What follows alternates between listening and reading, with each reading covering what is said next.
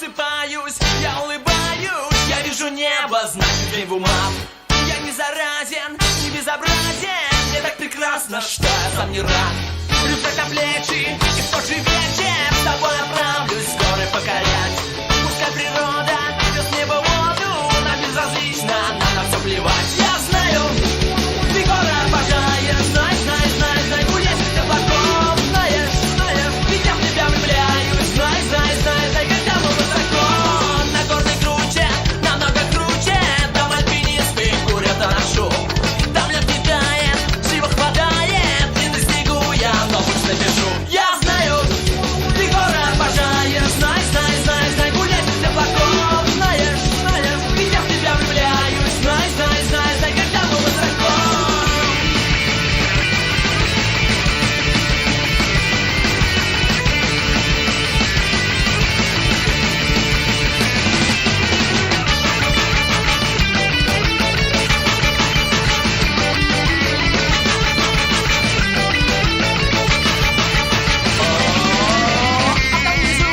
Спокойно спят мои друзья, но надо по ним собраться. Сможем лишь ты, да я, мы потанцуем регги на огромной высоте, а после спрыгнем вниз в темноте.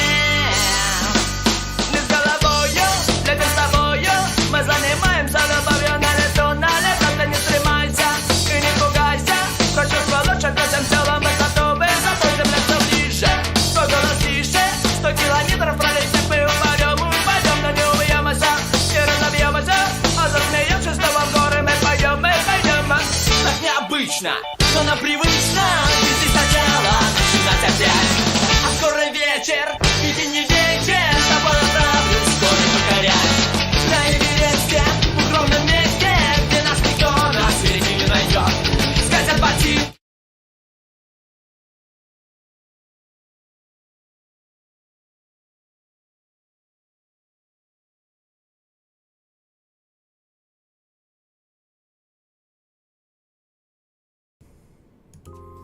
Howdy everyone. How is everyone today? I hope great. I'm doing good. I've got to go to my goofy ass stream because I thought I put in my I've got to put my chat in. I apologize for that. I thought I put it in. It must have been false memories. That's another psychological phenomenon of which I have plenty of. Hopefully that'll work. What seems to be the issue here? What? Oh dear, we got another stupid thing popping off. Let's try that again.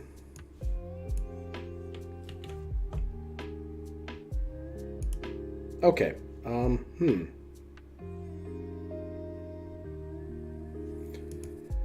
One second here. What seems to be the issue with my stupid ass chat here? But I'll ahead and use this time to go through my nattering of my disclaimer. This stream is going to be more about me blathering on as opposed to engaging with the chat. And I apologize in advance for that. It's more because I'm super weak and I will not be able to focus if I don't. And I love you all a great deal. So I'm glad you all understand. Oh, I've been pressing the wrong key this whole time? Jesus, I'm stupid as hell. No. Wow. I'm really confused why this chat is not working all of a sudden. Jesus, I'm stupid. But the following stream is not meant to be used as any sort of actual clinical diagnosis of DSP, aka Phil Burnell, aka the guy. And in fact, if you do think that, I'm going to counter that all day. I'm going to say, no, that's never been true and it never will be true. This is conjecture of me discussing a very bizarre individual whom we all know. I'm glad you like the song. I really am a big fan of that song. It's called Alpinist, and I believe they're called Elysium, is the band. And they're pretty cool. They have a lot of Tony Hawk vibes.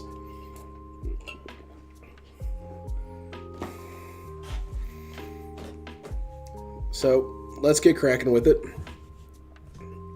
Turn that down a little bit. Today's subject is identity. And what is identity? Identity kind of has its origins in the Jungian psychoanalytical school of thought, where he called it the shadow or the self. And it also has something to do with Nietzschean philosophy. And Nietzsche was very much of the mindset of people having masks. However, it's still kind of important to psychology because it can show where a neurosis has roots in, and it also can show traumas, and it can highlight insecurities. So for that reason, identities are still worth considering from a psychological perspective. And that's the psychological term, is identity. Masking in psychology is a little different. Masking is the facade of competence to hide your incompetence. Now, that has a very negative pejorative, but it doesn't necessarily mean that. For example, if you're illiterate, you will do behaviors to mask the fact that you're illiterate. So people don't immediately recognize, hey, this dude can't read and write. That's masking behavior, something to hide that. Also worth considering is that Nietzsche's philosophy with the mask was very, well, I don't want to say very, but it's pretty disparaging, in that he is a cynic. So his school of thought was the deconstruction of important things so as to find underlying meanings. So his version of mask is not really what we're going with here either, but the concept is similar. Now, the identity is a set of concepts and images that we have about ourselves. They can be really simplistic or they can be really elaborate, and they tend to have layers. There tend to be interconnected pieces of identity that form composites, but sometimes there's freestanding ones. It's rather rare. And it's important to note that, again, these are not supposed to necessarily be things that are fake. They can be things that don't have a whole lot of support behind them, or they can be ideals about yourself, things that you sometimes don't live up to. There are matters that are directly about oneself and important to the sense of self, so they tend to require defense. Sort of. Maybe. We'll get into that. But there's something that we all have. Every single one of us has some sort of identity system about us. And a lot of us don't really think about it because they're very intrinsic to who we are. Things such as, I'm very compassionate. I'm a reader. I tend to say abrasive things. They're things that are just us, And a lot of them are pretty universal. Everyone thinks of themselves as a nice person, usually. But they can also be completely out there and be tied to things that are a bit more tangible. For example, you could say as your identity, I'm the biggest Raiders fan. That's technically an identity. It's something about you that you see as integral to who you are. I don't know who that would be. I always assumed Raiders fans tried not to talk about it, but that's just me being mean. Just ignore me. See, I'm funny. That's my identity. What are Phil's identities, though? I've got a short list here, and please understand, hold your laughter, okay? But I want to emphasize something beforehand. These are things that he truly believes about himself. It doesn't matter if they're not real. It doesn't matter if they're bullshit. It doesn't matter if they're hilarious. What matters is that he truly feels that about himself. Here are some that I've composed. He is an adult. He is mature. He is a changed person. He's very evolved. He has, he's had indiscretions in the past, but he's always matured past those points. He's extremely intelligent. He's critical and analytical. He's deductive as hell. He can look at any situation and immediately figure out, where the flaws are, how you can improve here. He's always looking at the logic behind scenarios and such. And so along with that, he's also not emotional. He tends to eschew emotion because emotion can warp perspective. So he doesn't get angry or sad or, elated. He doesn't feel that. He's a very neutral, grounded person. He is extremely business-minded. He takes this very seriously. He got his degree in business, and He operates a business, so he's very business-minded. He knows what's successful to the business. He knows what's detrimental to the business. He knows how to improve his business. And in that regard, he's very professional. He takes his work very seriously. He doesn't play around with it. He's a very real and genuine person. He's as honest as they can get. He's always upfront with his feelings about things. He's a man of the people. He represents the average person. He's normal. He's as everyone should hope to be at the baseline. He's very personable and chill. He's a social butterfly. He can talk to any person about anything. He can have full-blown conversations and be as pleasant as can be. He's fallible, but he's human. He does make mistakes, but he has always consistently done better and done well for himself. He has improved, always.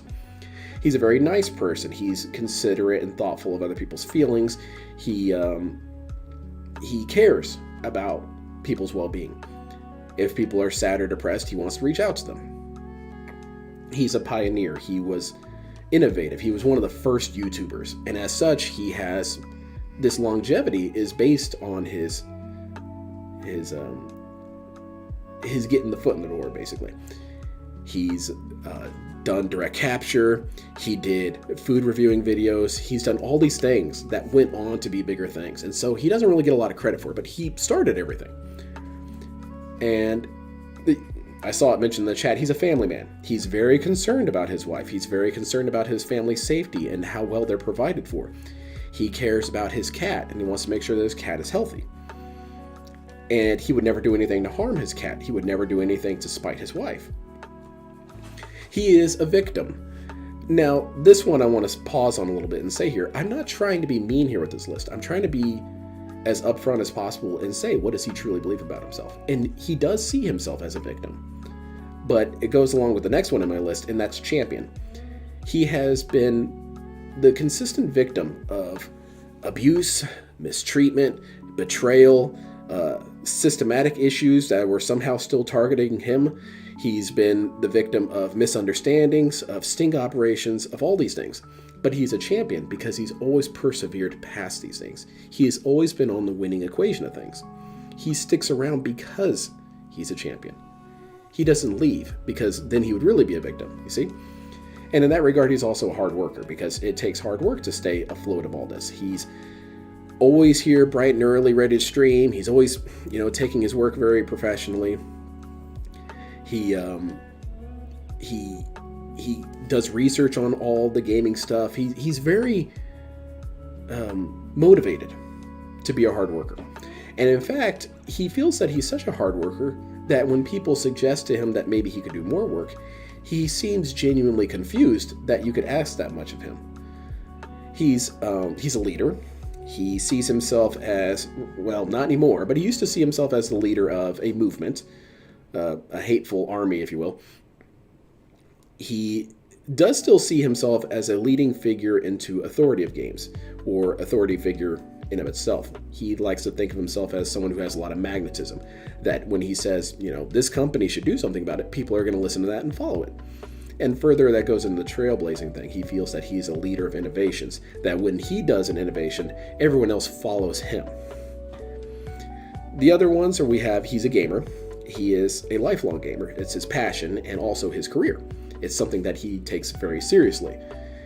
And he has a lot of knowledge about it because he's been doing this for a long time.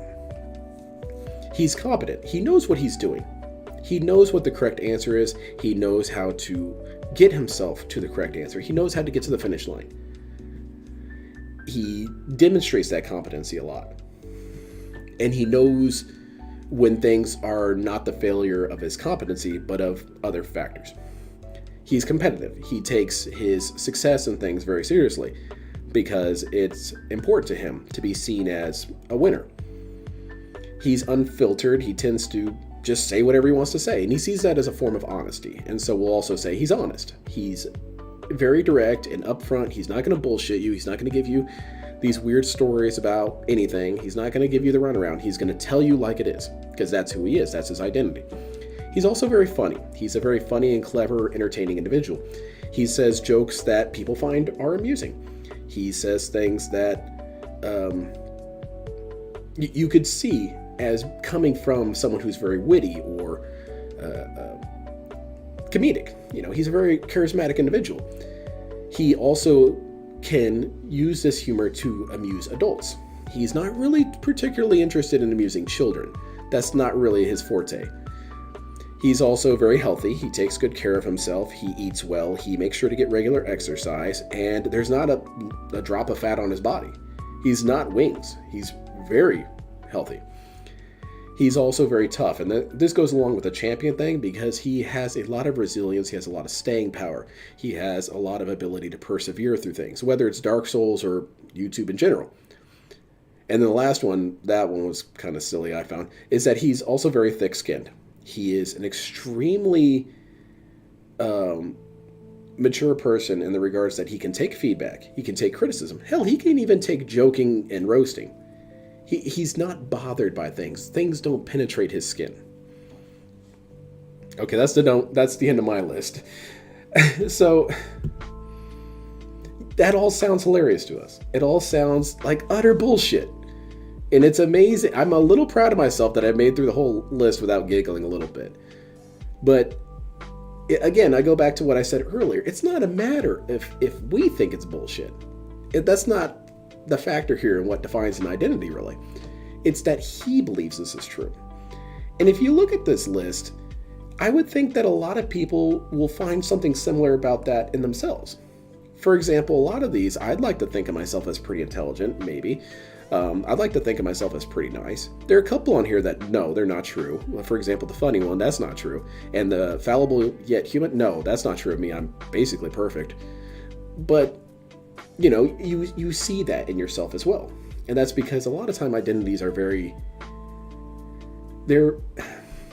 how do I put this in a clever way? I'm trying to think of it. They're public domain. A lot of identities are public domain, and that anybody can feel these things.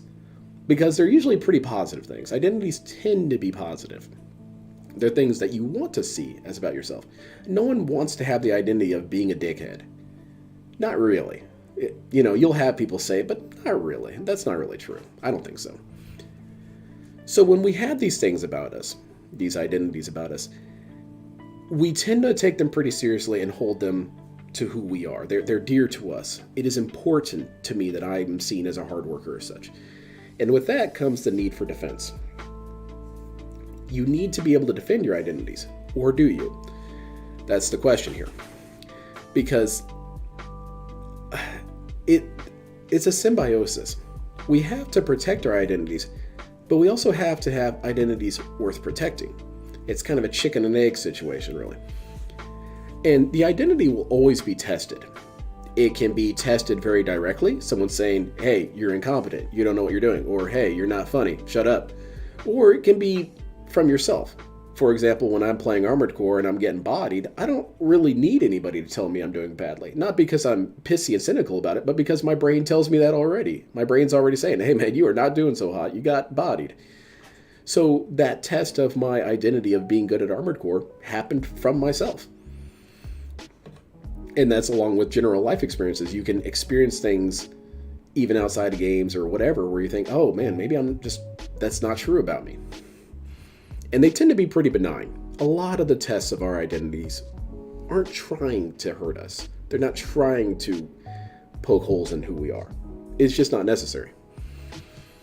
And the protection of the identity is, more often than not, it's a very internal process. We don't even really think about it that much because it's so integral to who we are. For example, I'll be cool to Phil here by using myself as a lot of examples, even in some of these more embarrassing scenarios. What was I saying? Yeah, we protect our identities, and it's usually internally. The Armored Core thing. I was saying it to myself in my head. I even voiced it a couple times out loud. Oh man, I'm doing pretty bad at this. But hold on a second. I lost my train of thought there. Let me reboard. And so, because we don't ever vocalize our defense mechanism, we're not really aware of how deep it goes. We're not really aware of the mechanics of how we defend who we are. And when you do start stripping that away, you start also seeing the defense of others and how they defend themselves. And I guess you could call it a spectrum. It's a graph. You've got an X, Y, and Z axis. And this is what determines your defense of it. X-axis is how important the thing is. Y-axis is how fragile it is. And the Z-axis, which doesn't happen all the time. Sometimes the Z-axis is not part of the equation. And that's your awareness of all of this. So I'll use a example. When I lost to DSP in Street Fighter, I didn't feel anything from it.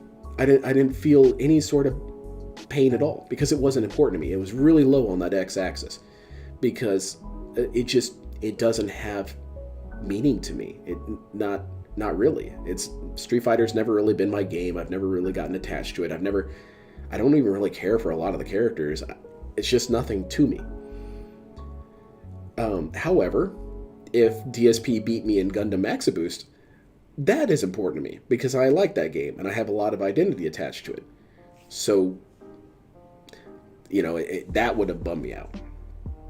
And when people were expressing frustration that they were beating him, or he was beating them, I understand, okay, that's because that's important to them. It's more important to them. It's something they want to accomplish. And so I understand that factors in the X-axis. Y is how fragile it is. Typically, we have enough realization that we don't defend something that's too fragile. I'm not going to defend something that I really don't have any business defending. However, there's some times where I know it's fragile, but I'm still going to try and pretend like it's not. For example, Magic the Gathering. I talk a lot of shit about how, man, I've played Magic the Gathering forever. I'm really good at this game. You all can't beat me. Dude, I get bodied all the time in Magic the Gathering. My win-to-loss ratio when it comes to official sanctioned events, whether it be Friday Night Magic, is pretty much 0-50. I'm trash at Magic. But that's where the fragility comes in. That's the Y-axis. That's how much I'm going to protect it. But then the Z-axis with the awareness, that factored into both of my previous examples. Because if I'm aware that I don't really care, I'm not going to get that bothered by it. Or if I'm aware that this thing is fragile, I'm going to try and curtail myself. And that's where the principal difference between, I'd like to think, an average person versus DSP. DSP, he doesn't really pay attention to any of this at all. And his way that he defends himself is all over the map. And I'll use, this leads into the next subject, crisis and cognitive dissonance. This is what happens when your identity is challenged to a pretty heavy degree. I'll give an example from my workplace. I deal with a lot of DSPs. I work with DSPs.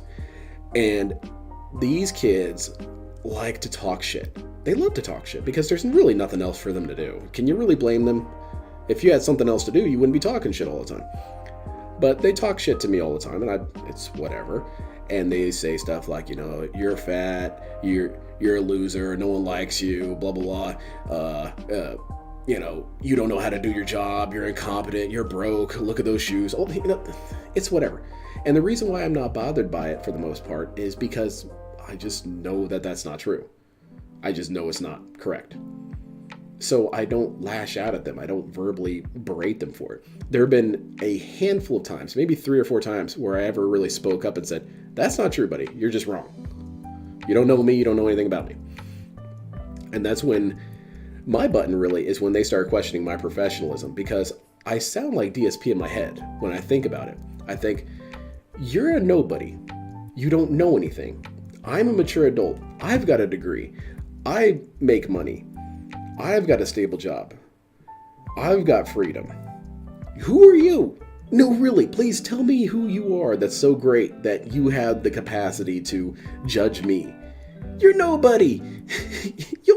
And likely you're going to stay nobody. Let's be real here. Let's look at statistics. More than likely you're going to stay like this, okay? And when I say it out loud like that, I think, oh, that's just DSP. That's how he talks. That's who he is. But that's me when I've been pushed enough, and that's still internally. I usually don't say that to the kids because it's really disrespectful, and also I'm not about to lose my job just so I can talk trash to a kid. That's dumb. But we compare this situation to someone like Phil. Phil has that reaction to nearly everything. If you go through that whole list that I went through of all those traits about him, if you question those things, you will get an earful. You will get banned. You will get vituperated. You will get redressed. You will get condescended to. Because all those things about him, they're very important to him. They're extremely important. They are, in many ways, the foundation of his entire existence. Lynn got 4th place. Oh no. I'm still working on my 4th place. And his identity is always fragile and integral. But why? Why does he feel that much? And that's because he's built his entire identity around the existence of his identities. It's an ultimate composite. And so if you break one of those, the rest of them will fall. It's pretty common that this happens with people if they don't put any sort of introspection into who they are. If people just kind of operate on instinct and impulse, they don't realize that this tower is really, really fragile. But there's another core reason why he has to defend it so much, and that's because so much of his existence depends on it as well. He has his career on video content creation. Specifically video games. He has explored other areas, all of them to hilarious failure. But games in particular has been his bread and butter since the beginning. And, you know, it's built on him being intelligent and logical and professional and being competent. And if people don't believe he's competent, they won't want to watch him. Because I mean, how many people out there, if you ask them their advice on something and they show that they don't know how it works, are you going to take their advice? No. If I'm looking for instructions on how to properly thin a type of paint that I'm using for my airbrushing, and someone comments, yeah, I don't do airbrushing, okay, your opinion is meaningless to me. And I don't mean that to be mean, but I'm saying that you do not have the foundation to give me good advice.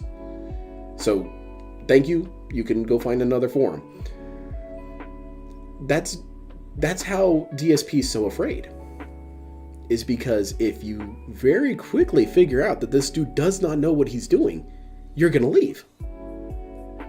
I mean, look at his game reviews. His game reviews are terrible.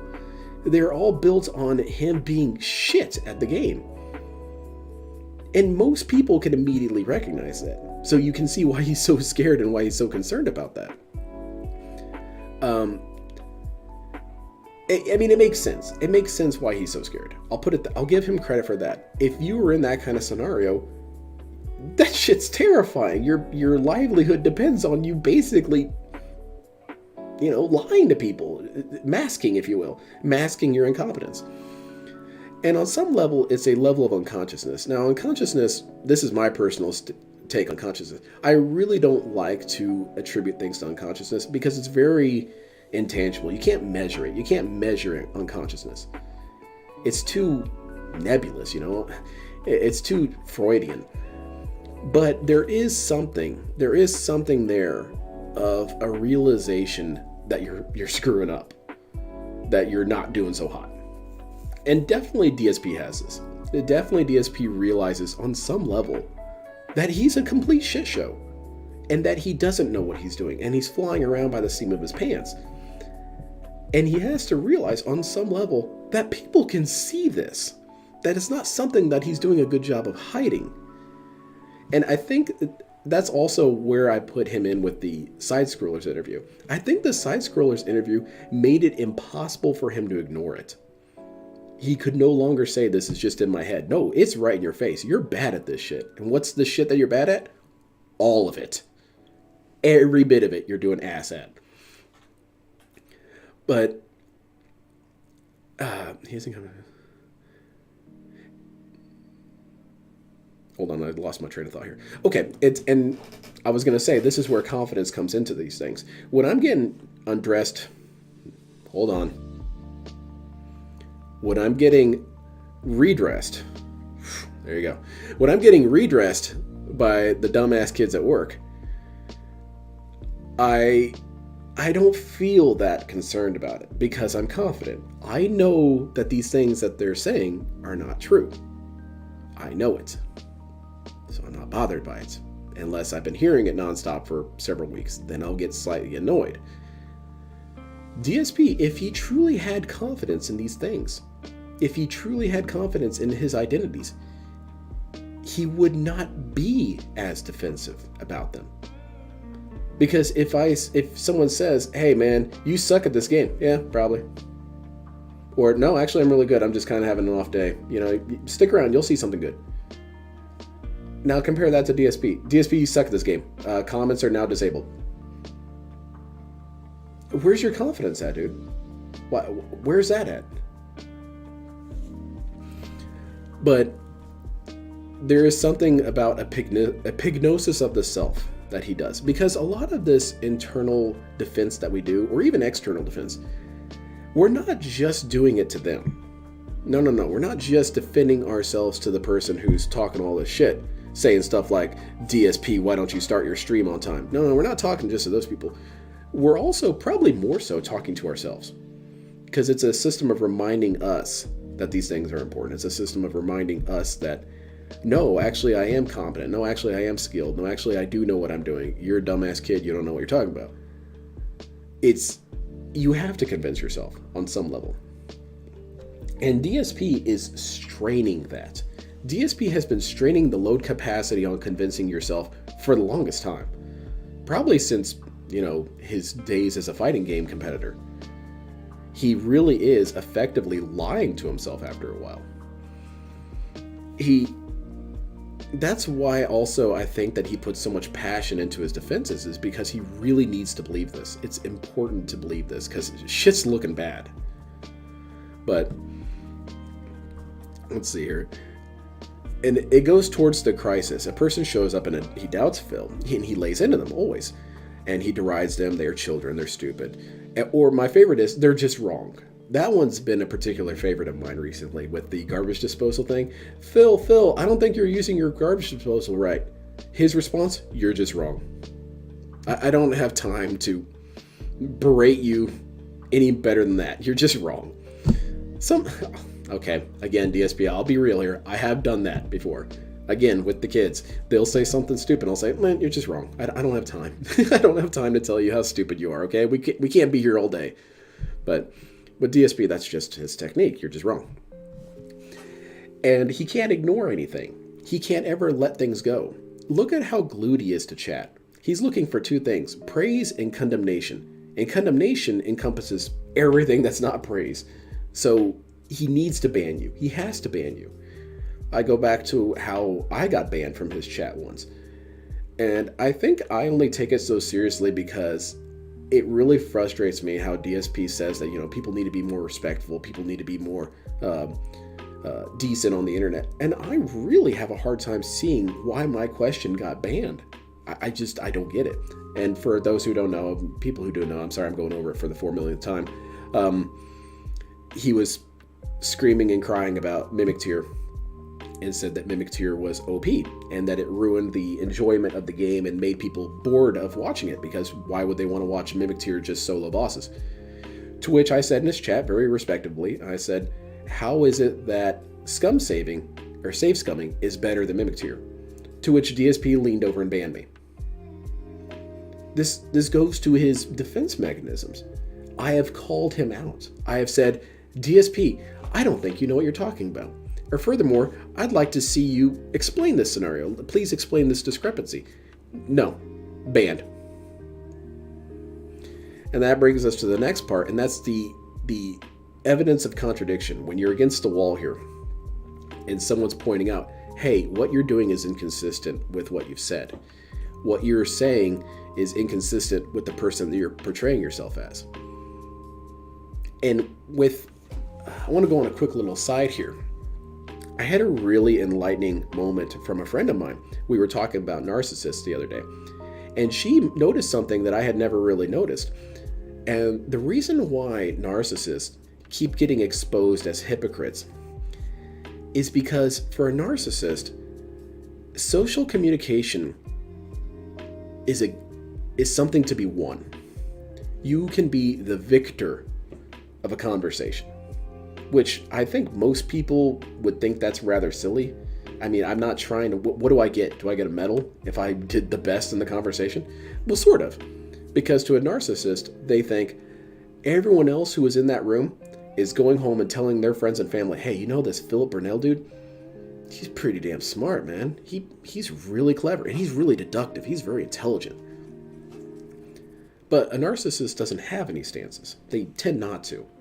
Their only real stance is that I'm right and you're wrong, which, honestly, do you really need any other stances after you have that one? That's basically an orbital laser cannon. You don't need any other weapons. But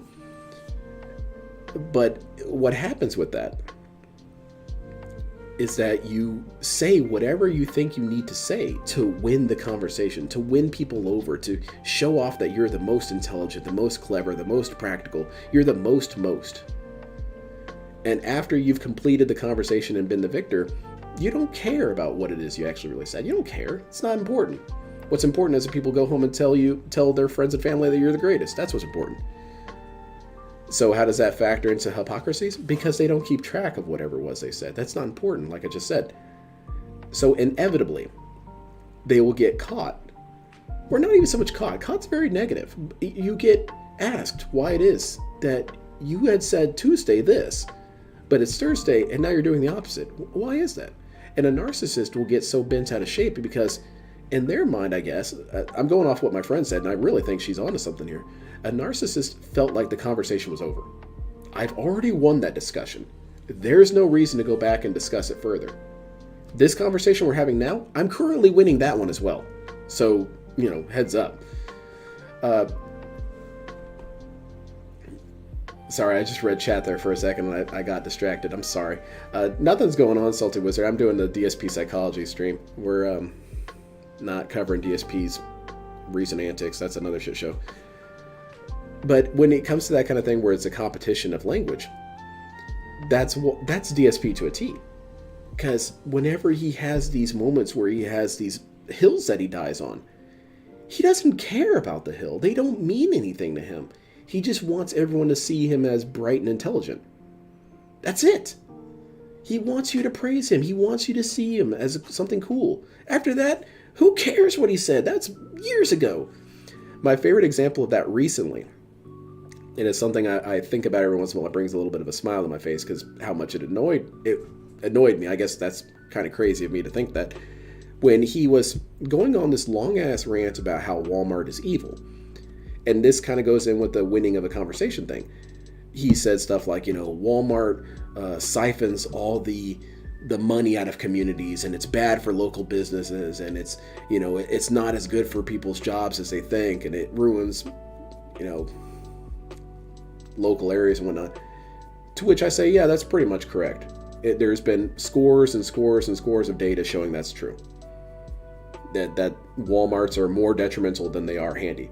The sad thing is what are you going to do about it, man? I'm not planning to drive around town to pick up 6 different items. I'd rather just go to Walmart. I'm sorry. It's an evil that we've created. It's our own Frankenstein monster. What do you want us to do about it? Eradicate Walmart? If you got a plan in place, I'll listen.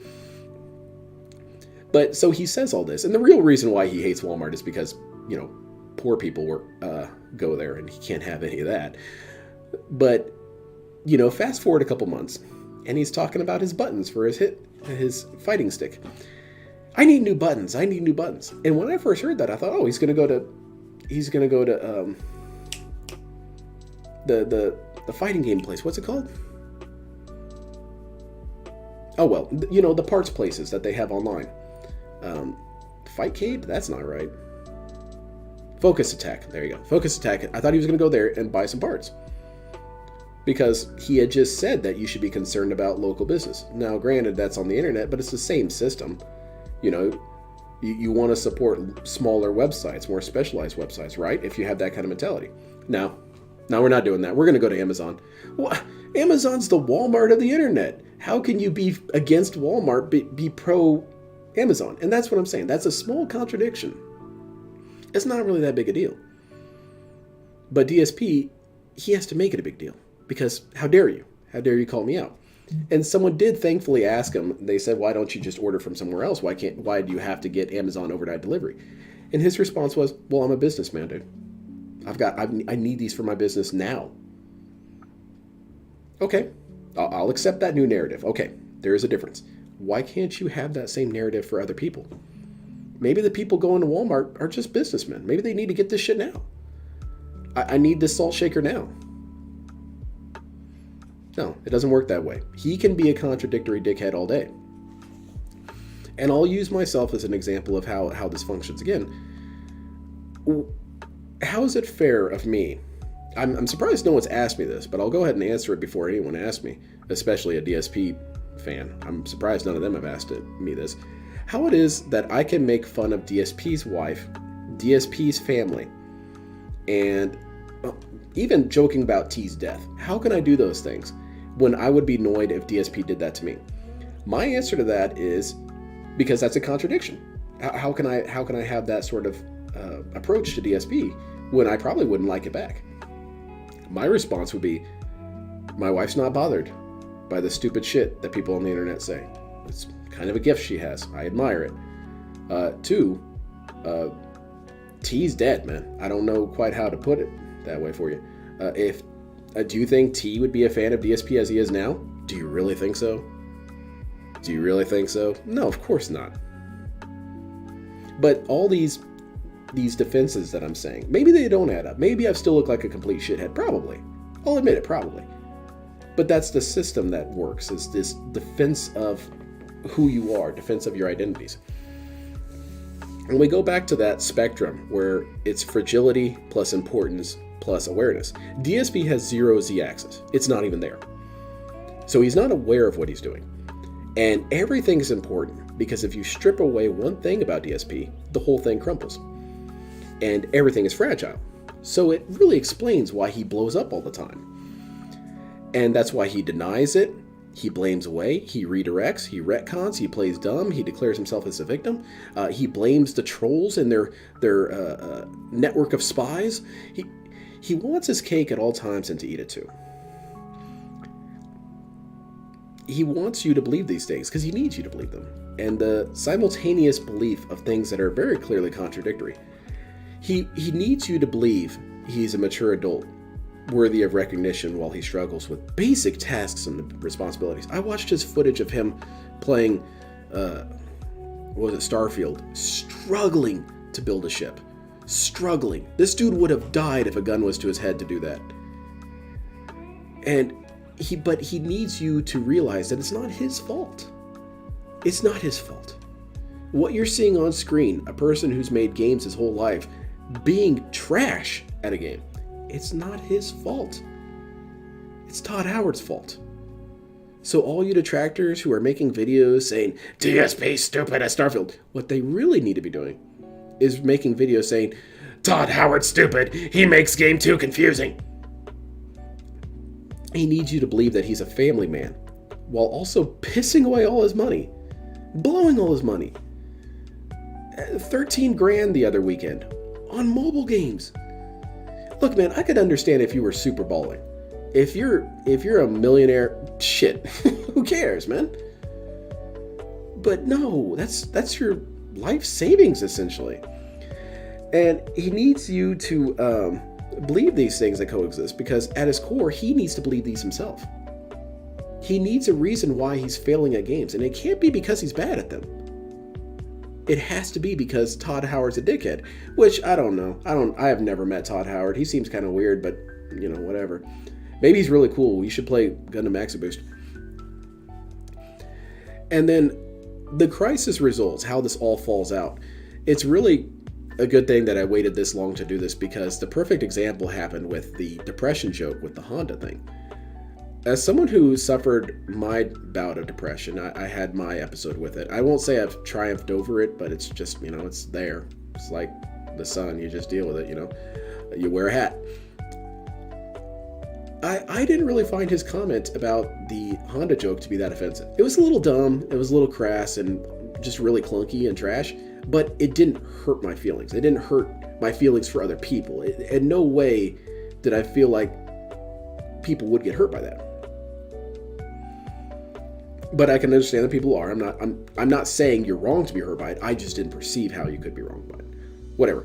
However, what does he do the next day? Because someone commented on it. Someone made a video. Duty, you piece of shit. Made a video about it. DSP's PR was far worse than what he initially said. He was telling people that the world would be better off if they were dead. And that's the problem that he creates with this identity defense, is that he just keeps burying himself deeper and deeper. It's if there's one quote of mine to be etched on my tombstone about DSP, it's not about being bad at games. It's about being bad at games. This dude turns every single scenario that he encounters into a crisis. He can't just say, oh man, I'm not really understanding this game. Maybe I should look into it. No, this game is stupid for me not understanding. And I don't ever see myself in a position where I could do this. I can't play tennis, for example. I can't play tennis to save my life. But you would never hear me get on the court, get bodied, and then say, oh, that's bullshit. You know, the ball wasn't tournament standard and it was kind of humid and you mashed jab and you're a shill who got your racket for free and I could totally beat you at Tennis Fighter 2 Turbo. No, I don't say that stupid shit because that's stupid. But DSP has no problem with it because you have to. If you have something that indefensible, you have to go into the depths of stupidity to defend it. And we all get annoyed at times. We all have these moments. I'm sure my material on Armored Core could be material for my own This Is How You Don't Play. Easily. Like, I was getting cranky and frustrated. But at no point did I blame the game. It wasn't the game's fault I was bad at it. It was my fault I was bad at it. The hell? That's stupid. But I wanted to say this. When others have told him to lean into being a lolcow, Phil always found this to be very sickening. I mean, have my identity be the stupid guy? No. In a roundabout way, this is stupid because if he engaged in the ability, it's stupid to even suggest this, in my opinion, that he should lean into being a lolcow. I'm not saying don't suggest it. It's still hilarious. But there's an underlining of kind of stupidity in that if DSP had the ability to be able to laugh about himself, he would not be in the position that he is. He would not have the personality that he has. He's turning down the identity of a lolcow because he's a lolcow. It's a feeding system there. And if you were to shed all that baggage and to recognize his identities are hollow and propped up on nonsense, his incompetence would almost be seen as charming. We actually don't really mind when we see people being bad at games. We kind of mind if it's a game that's personal to us. When I watched Super Best Friends, I was never really bothered when there were moments where they were shitty at games. They were really dumb in a lot of points. I remember one in specific instance. They were playing Bully, and they had their own DSP moment where the instructions came on screen telling them to do this. They were busy nattering to each other and getting distracted, and the instructions disappeared off the screen because they assumed you had read it.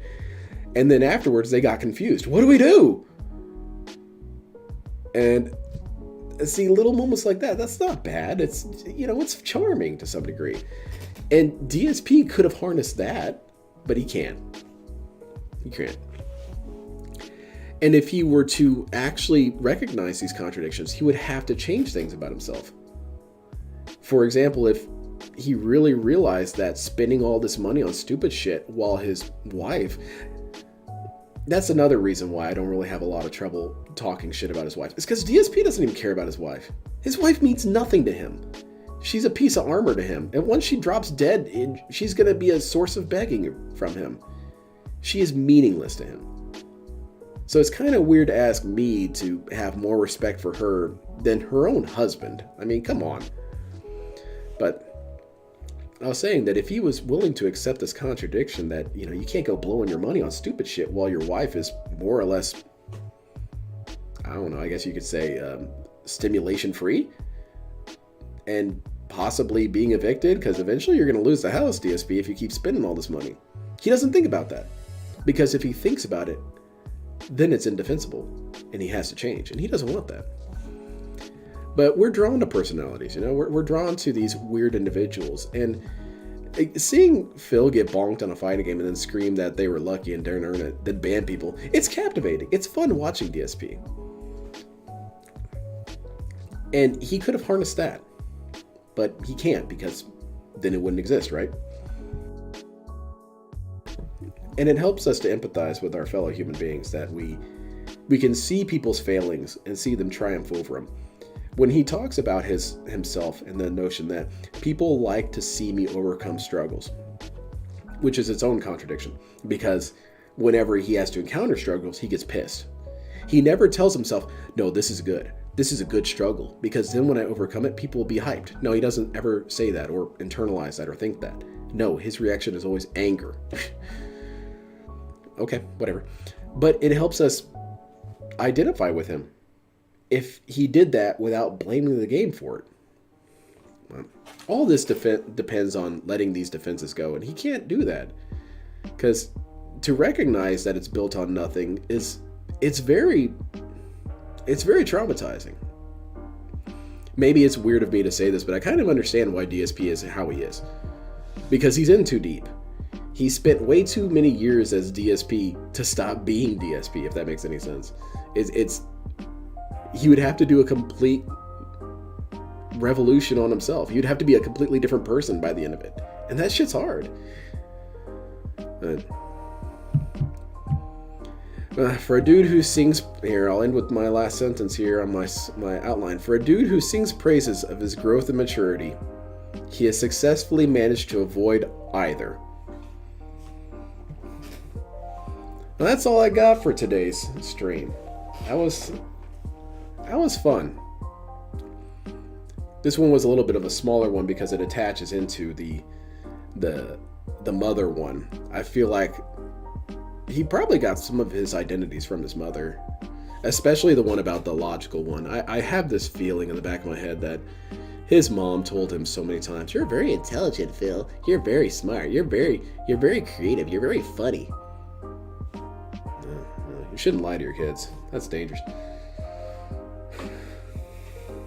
A little shout out. Another thing I want to comment here about your statement, a little shout out about it being a little short. What I want to do is, that's what I want to do to make sure that it could be a longer running series. Because if you really got to talking about DSP, you could probably wrap it up maybe in 3 streams about DSP's whole personality. It doesn't seem like it's possible, but you'd eventually start repeating yourself. So that's kind of why I want them to be a little bit smaller. I hope you guys can understand that. But I will now start looking at the chat if anyone had any sort of questions or commentary about it. I was running a little bit far there. And I again wish I could have been reading the chat at the same time as reading my outline here, but unfortunately, I'm not like Phil. I'm not that gifted. What should be the next subject? The next subject I really want to do is DSP from the perspective of a cult leader. But that's kind of something I feel like I should discuss other things before that. We have all the time you need. I appreciate that, Roachbait. I appreciate that. But I do want this to be an anthology. I'm sorry, KB. I'm not an interactive streamer. I watch this crap just so I can tell people I was there when Phil was finally booted off the internet for his racist book. I'm excited for the ending. I'm excited. The thing with DSP though is, and this is something that I am in denial about, but I recognize that it's true, is that DSP will always disappoint. Even when you have this really cool idea of something funny, that DSP's definitely going to do this. No, he'll disappoint you. He'll be boring. DSP will always be boring before he's hilarious. Like Armored Core 6, I was sure this dude was going to get cranky. But then I forgot, no, this dude gets handheld all the time. So, no wonder it's shit. I hate watching it now. He's just getting handheld through the entire game. And at the end of it, he's going to say, oh, well, that game wasn't that hard. Whatever, man. Yeah, I was disappointed as hell. So I think when the DSP show finally ends, it's probably going to be a really disappointing ending. He probably will just not show up. We'll probably never hear anything from him again. Which, I don't know, I feel like that'd be disappointing. I want one last stream, the last one. This is it, everyone. This is the last hurrah. If I don't do this, I die. I've got to take Kat out. She's become possessed. I don't know if I'm going to come back from this, dudes. He goes out in the hallway, tries to fight her, dies. And she comes on and starts streaming. And she's morbidly obese. 800 pounds. Aw, man. See, but it's never going to be that. It's always going to be something lame.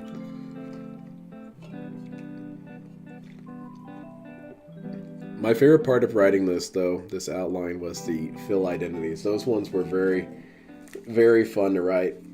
And it's wild that not a single one of those is accurate. I'll go through the list again here. Which one of these do I think is fairly accurate? Well, he is an adult, I guess, legally speaking, so yeah, that's true.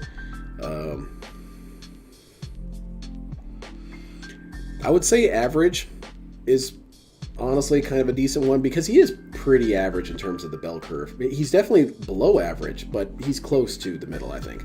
Because when I think of DSP stupidity, the only reason we really know about DSP stupidity is because he broadcasts it. There's tons of stupid people out there. Fallible yet human. Pioneer. He was there at the very beginning, and that's cool of him to have been there. And he did try a lot of innovative things at first. The thing with DSP, though, is if he's not immediately successful, he gives up on it instantly. He doesn't care. How about DSP having Peter Pan syndrome? I could look into that. That'd be good. That could be fun to write. He'll just not wake up one. That's probably what's going to happen. He'll just be dead. But then the hilarity could be what happens with Kat. You know, is she gonna have an estate sale? Dude, I'll buy some stuff from DSP's property. Not a problem. I'll take off the day off work, or a couple days off work, and fly up to Washington to buy some of the DSP memorabilia. I'll do it. What do I want? I've been over this a million times. I'll just get that stuff. Who wants a female kitten that keeps breaking into my house at night? I would like the cat. Is he in the Calderon zone? I'm not familiar with that term. Maybe I don't recognize it. Tyrone will move in with cat. Yeah, there you go. Then we'll have the Tyrone show. Tyrone's really cool. He's probably in the high 90s of IQ, but probably still, and his lack of life experience makes it worse for him. Yeah, I'd say that's pretty generous, Banana Jones. I'd say that's accurate.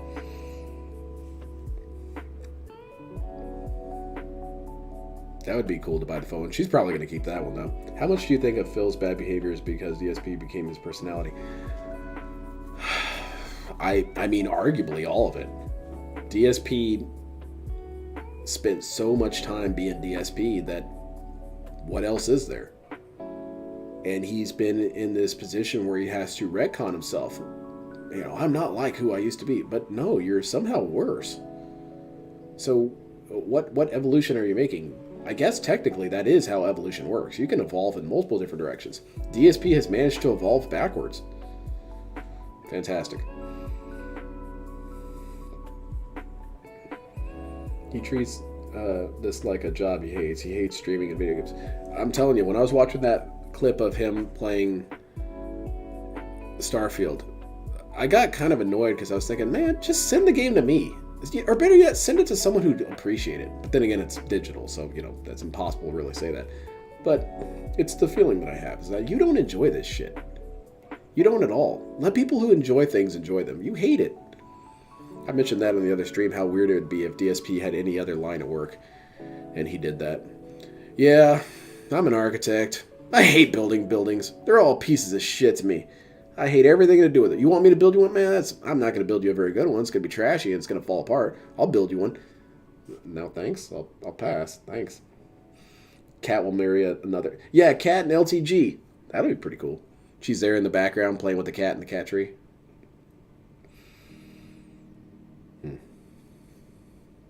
What's DSP playing tomorrow? He's playing Street Fighter, right? I guess I'll stream that. He's playing. Was he playing Luke or Lily? I think Luke. He's not going to play Lily. Come on. Really?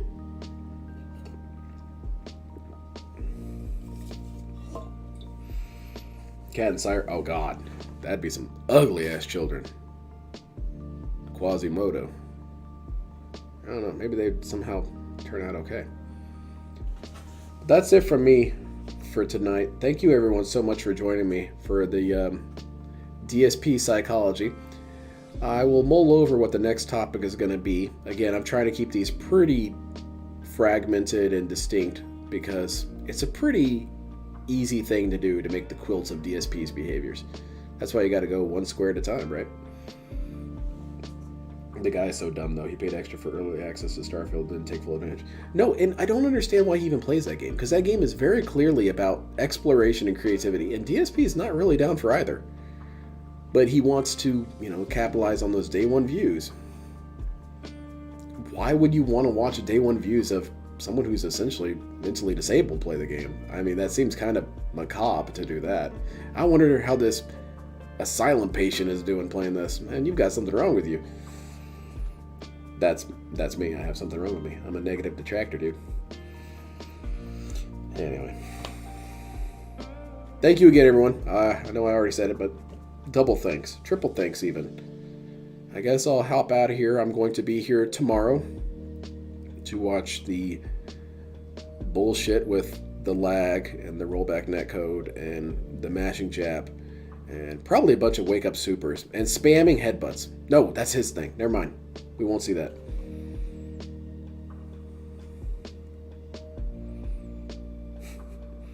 Back to the clone lines. Yeah, I gotta dig them out of the pit they fell in again. Thank you, Little Shadow. All right, take care, everyone. I'm out of here. Have a great night. Have a fantastic Thursday. I'll see you Friday. Unless I die or something. DSP's coming for me.